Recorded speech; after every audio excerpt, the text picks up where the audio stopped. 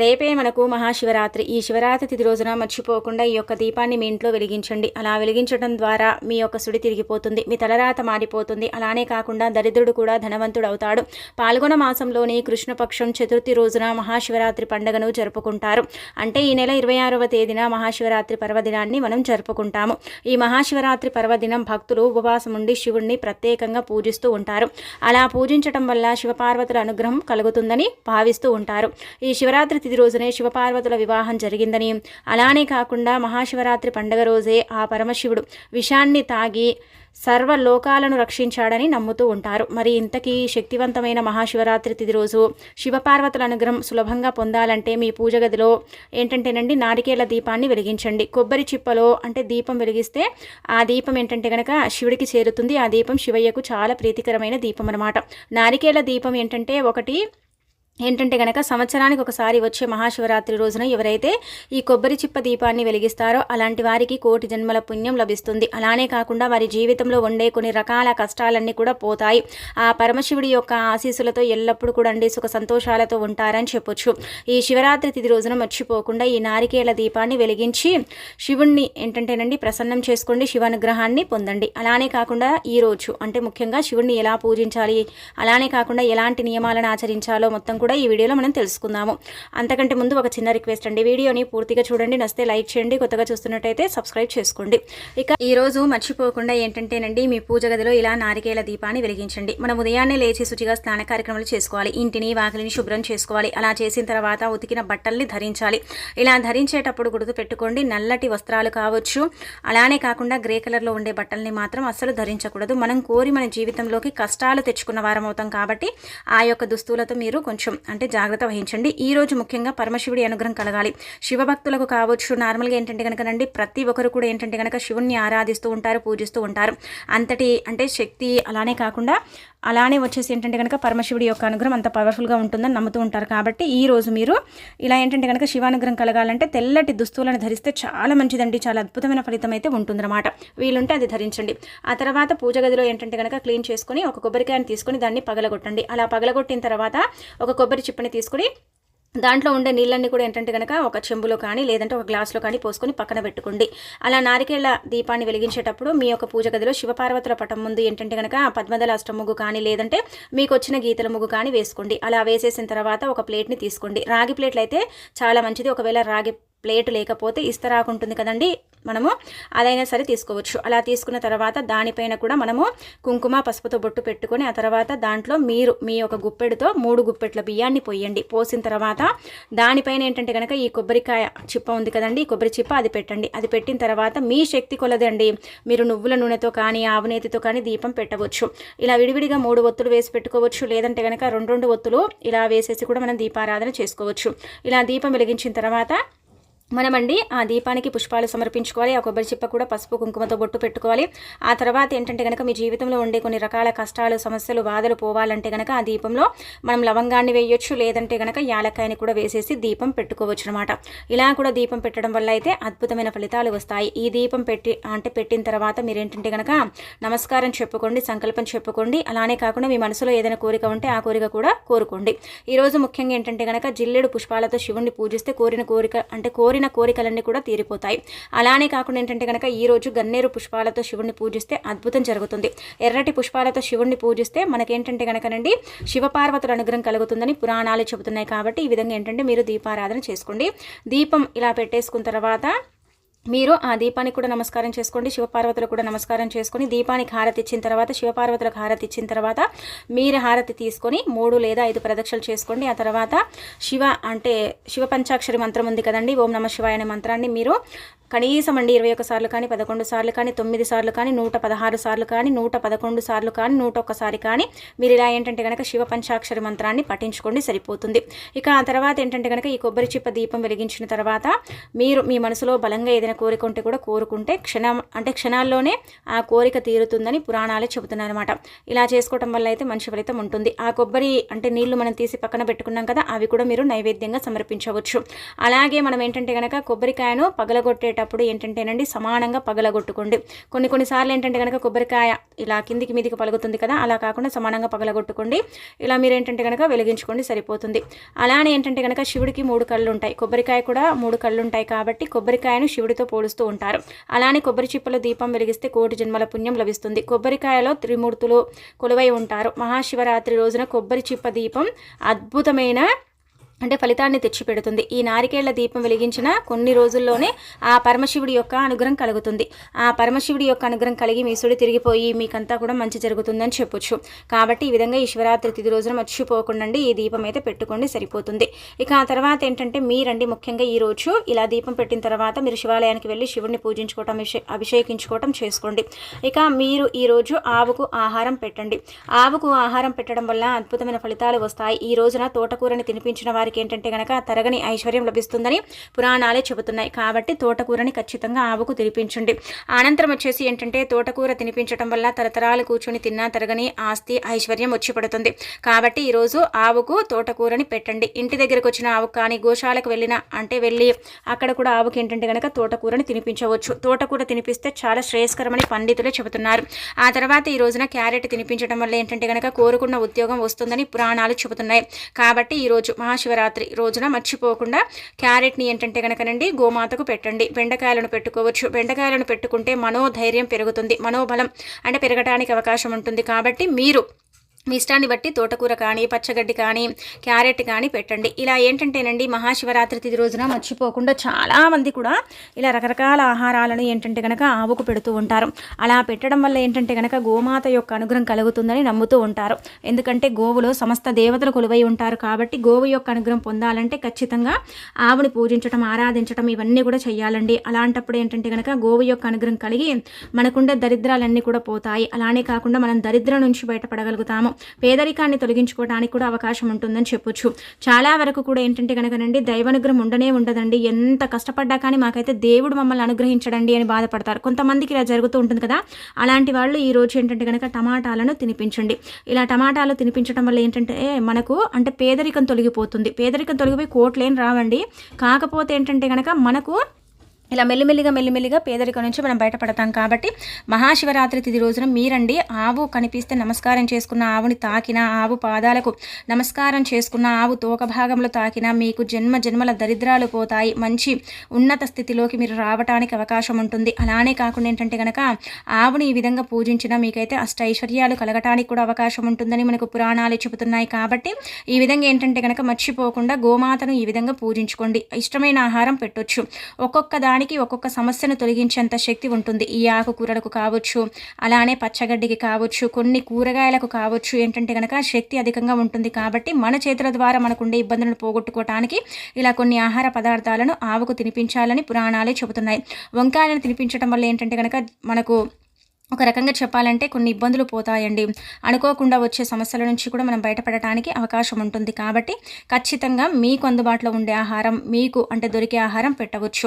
మనం చెప్పుకున్న ఆహారం కూడా ఏంటంటే కనుక పురాణ గ్రంథాల్లో చెప్పబడుతుంది. కాబట్టి ప్రత్యేకించి శివరాత్రి తిథి రోజున ఎవరైతే ఆవుకు ఇలాంటి ఆహారం పెడతారో అలాంటి వాళ్లకు మంచి జరుగుతుంది. ఇక వివాహం జరగాలంటే కనుక ఖచ్చితంగా బెల్లం బియ్య పిండి కలిపి, లేదంటే కనుక బెల్లం నువ్వులు కలిపి, అలానే కాకుండా ఏంటంటే కనుక బెల్లం బొబ్బర్లను కలిపి ఖచ్చితంగా ముద్దలాగా చేసేసి పెడితే వివాహం జరగటం లేదు, సంబంధాలు రావటం లేదు, వచ్చినా కానీ కుదరటం లేదని బాధపడతారు కదా.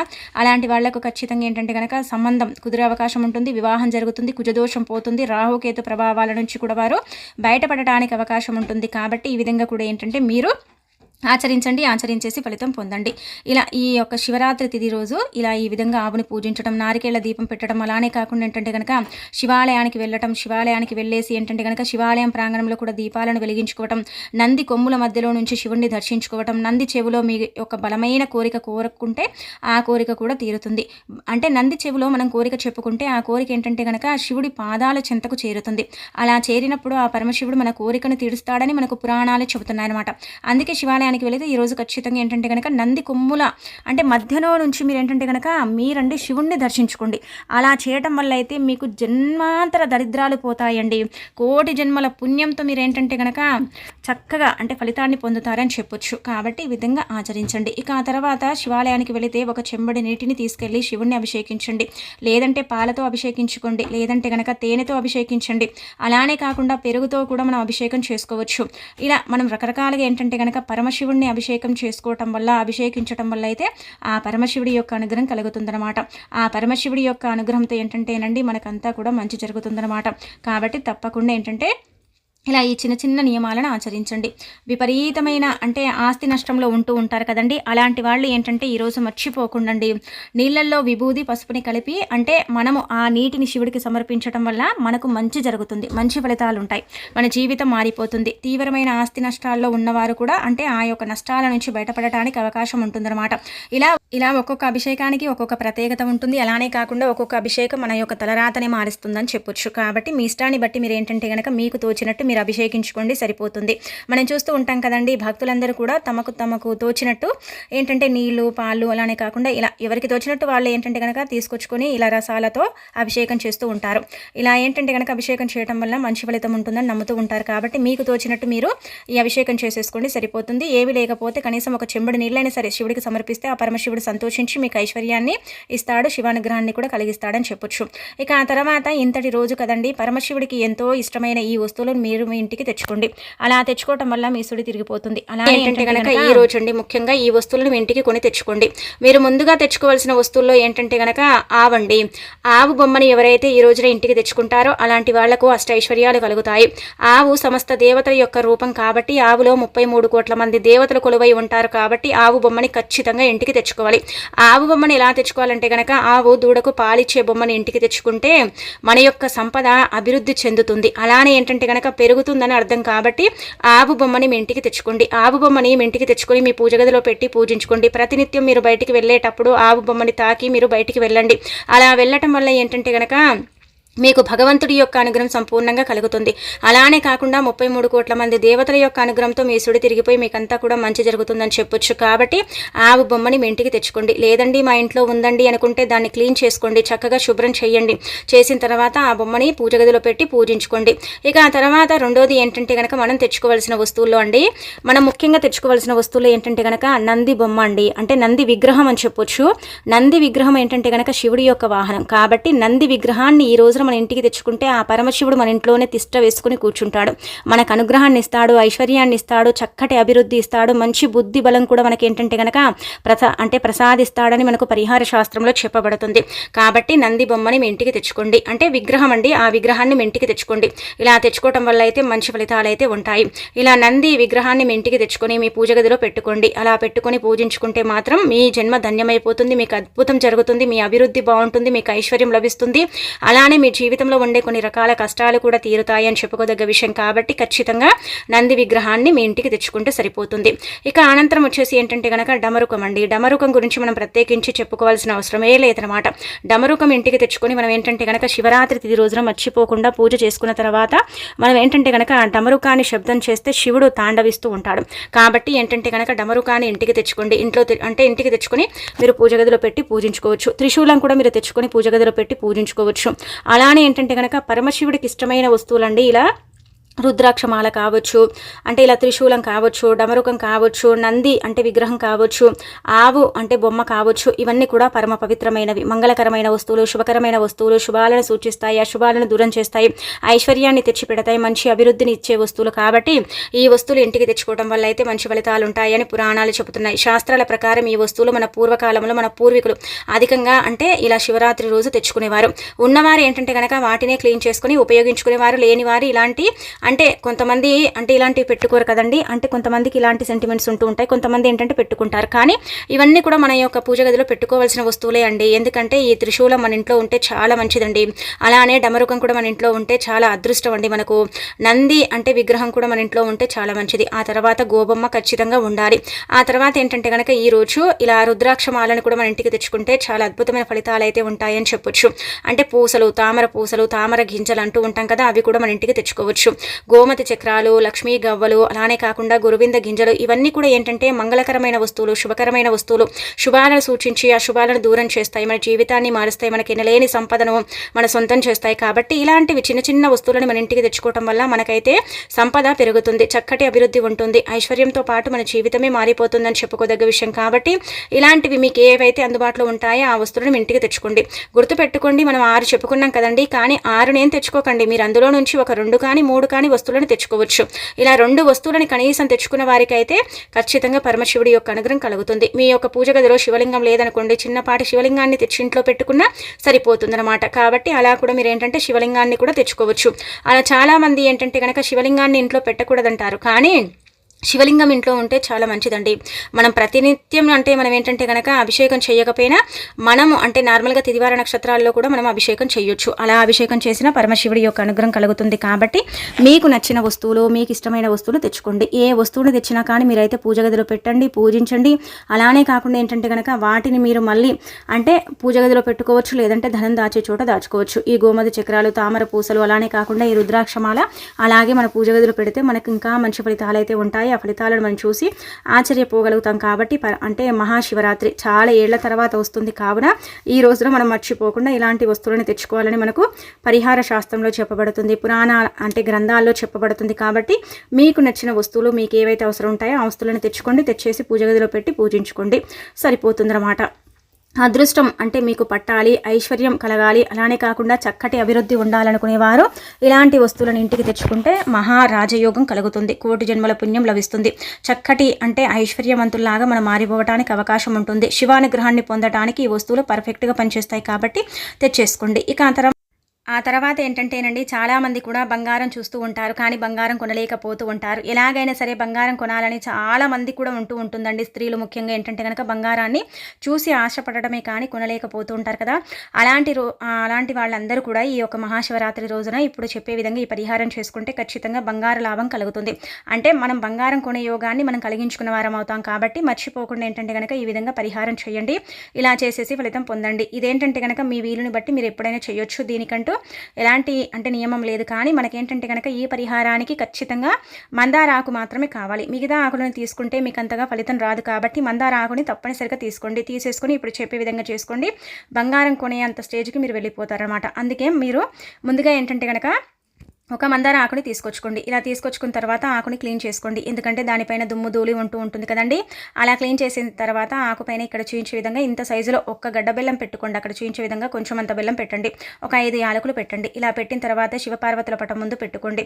పెట్టేసుకొని మీ మనసులో ఉండే అంటే సంకల్పం చెప్పుకోండి. బంగారం చూస్తాం కానీ కొనలేకపోతాం, ఎలాగైనా సరే బంగారం కొనాలి. ఒక చిన్న ముక్కు పుడక సైజ్ అంత బంగారం అయినా సరే మేము కొనుగోలు చేయాలి. మాకు తాకట్లో ఉన్న బంగారం కూడా మా దగ్గరికి రావాలి అనేసి మీరు సంకల్పం చెప్పుకోవాలన్నమాట. అలా సంకల్పం చెప్పుకొని ఏంటంటే కనుక శివపార్వతుల పటం ముందు పెట్టుకొని చక్కగా మీరండి గుర్తు పెట్టుకోండి. ఇక ఇలా పెట్టేసుకున్న తర్వాత కాసేపు వదిలేయండి. మీరేంటంటే రాత్రంతా కూడా పెట్టేసుకొని ఆ తర్వాత తీసుకెళ్ళి మీరు శివాలయం ప్రాంగణంలో వదిలేసి రావచ్చు. లేదంటే కనుక 1 గంట 16 నిమిషాల పాటు పెట్టి కూడా దాన్ని తీసుకెళ్ళి శివాలయం ప్రాంగణంలో వదిలేసి రావచ్చు. ఇలా చేసుకున్నా కానీ ఫలితాలు ఉంటాయి. శివపార్వతుల అనుగ్రహంతో మీకేంటంటే కనుక బంగారు యోగం కలుగుతుంది. తాకట్లో ఉన్న బంగారాన్ని కూడా విడిపించుకోవడానికి ఈ పరిహారం ఉపయోగపడుతుందని మనకు అంటే పురాణ గ్రంథాల్లో చెప్పబడుతుంది. శాస్త్రాల ప్రకారం ఈ పరిహారం చాలామంది కూడా ఆచరిస్తారు. కాబట్టి మీరు కూడా చేయటం వల్ల అయితే మీ సుడి తిరిగిపోయి మీకంతా కూడా మంచి జరగడంతో పాటు అనేక రకాల ఇబ్బందుల నుంచి కూడా మీరు బయటపడతారు. మనం ఎన్నిసార్లు అండి తాకట్లో ఉన్న బంగారాన్ని తెచ్చుకున్నప్పటికీ కూడా అది మళ్ళీ తాకట్లోకి వెళుతూనే ఉంటుంది. కొంతమంది తాకట్లో ఉన్న బంగారాన్ని తెచ్చుకోలేక ఇబ్బంది పడిపోతూ ఉంటారు కదా. అలాంటి వాళ్ళకు కూడా ఏంటంటే ఈ పరిహారం పర్ఫెక్ట్గా పనిచేస్తుంది. బెల్లం బంగారంతో సమానం. బెల్లం దేవుడికి నివేదన అవుతుంది. బెల్లం చాలా పవిత్రతను కలిగి ఉంటుంది. బెల్లంతో చేసే పరిహారాలు ఎలాంటివైనా సరే 99% మనకు సిద్ధిస్తాయి. అలానే కాకుండా మన సుడిని తిప్పుతాయి. కాబట్టి ఈ యొక్క విధంగా మీరేంటంటే కనుక ఈ పరిహారం చేయండి, చేసేసి ఫలితం పొందండి. అలానే కాకుండా ఇది రహస్య పరిహారం, రహస్యంగానే చేసుకోండి. శివాలయం ప్రాంగణంలో అంటే కనుక మీరు అంటే శివాలయం ఇప్పుడు మనకు గుడి ఉంటుంది కదండి, ఆ గుడికి కొంచెం దూరంలో కూడా ఈ యొక్క అంటే బెల్లాన్ని అలానే కాకుండా ఇలా యాలక్కాయలను వదిలేసుకోవచ్చు అనమాట. అంటే అక్కడ పెట్టేసి నమస్కారం చెప్పుకొని మీరు ఇంకా ఇంటికి వచ్చేయండి, సరిపోతుంది. చూడండి మీరే ఆశ్చర్యపోతారు. వెంటనే కేజీల కొద్ది బంగారం అయితే ఏం కొనరు, కానీ కొంచెం సమయం పడుతుంది, కొనే అవకాశం అయితే ఉంటుందన్నమాట. అందుకే ఈ విధంగా ఏంటంటే మీరు ప్రయత్నించేసి ఫలితం పొందండి. ఇక ఆ తర్వాత ఈ రోజు అండి మీరు ఉపవాసం ఉన్నా లేకపోయినా ఏంటంటే కనుక పుచ్చకాయని ఖచ్చితంగా తినండి. అంటే మనం ఏంటంటే కనుక ఈ పుచ్చకాయని ఈరోజు తినాలని కొన్ని శాస్త్రాల్లో మనకు చెప్పబడుతుంది. ఎందుకంటే కనుక ఇది సీజనల్ ఫ్రూట్స్, అలానే కాకుండా ఏంటంటే శరీరానికి ఇది చలవ కూడా అని చెప్పొచ్చు. అంటే ఇందులో ఏంటంటే నీళ్ళ కంటెంట్ అండి, అంటే వాటర్ కంటెంట్ అంటాం కదా, అది ఎక్కువగా ఉంటుంది. అందుకే అంటే లిక్విడ్ లాగా ఉంటుంది కదా, అందుకే మీరు ఈరోజు ఏంటంటే కనుక ఇలా ఆరెంజెస్ మనకు దొరుకుతాయి కదా, బత్తాయి పళ్ళు అంటాము, ఆరెంజ్ అంటాము, ఇలా రకరకాలుగా పిలుస్తూ ఉంటారు కదండి. ఈ 2 ఫ్రూట్లలో మీరు ఈ 2 కూడా తినొచ్చు. ఎందుకంటే కనుక ఇది సీజనల్గా మనకు లభిస్తుంది. దీంట్లో ఉండే అంటే దివ్య ఔషధాలన్నీ కూడా మన బాడీకి అంటే మంచి చేస్తాయన్నమాట, మనకు ఆరోగ్యాన్ని ఇస్తూ ఉంటాయి ఈ పళ్ళు. కాబట్టి ఈరోజు ఉపవాసం ఉన్నవారు ఖచ్చితంగా ఏంటంటే కనుక ఇలాంటి పళ్ళను స్వీకరించాలి. మీరు ఉపవాసం ఉన్నా లేకపోయినా మహాశివరాత్రి తిథి రోజున పుచ్చకాయను ఖచ్చితంగా తినాలని పురాణాలే చెబుతున్నాయి.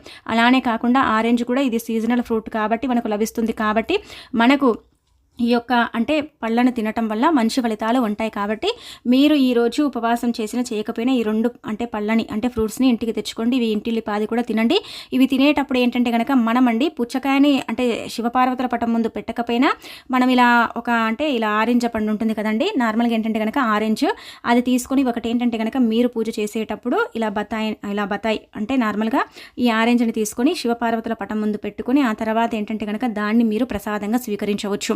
అరటిపళ్ళు కూడా మనకు లభిస్తూ ఉంటాయి. కాబట్టి శివపార్వతుల పటం ముందు అరటిపళ్ళు కూడా పెట్టేసి మనం ఏంటంటే కనుక దాన్ని మనం స్వీకరించవచ్చు. అలా కూడా మనకు ఫలితాలు ఉంటాయి. కాబట్టి ఇలా ఈ సీజనల్ ఫ్రూట్స్ను మనము ఖచ్చితంగా శివరాత్రి రోజు తినాలని మనకు పరిహార శాస్త్రాలతో పాటు వేద పండితులు కూడా సూచించడం జరుగుతుంది. కాబట్టి ఇలా ఈ పళ్ళను తీసుకొని సరిపోతుంది. ఇక అనంతరం వచ్చేసి జాతక దోషాలతో ఎంతో ఇబ్బంది పడిపోతూ ఉంటారు. జాతక సమస్యలతో ఏంటంటే కనుక సతమతం అయిపోతూ ఉంటారు.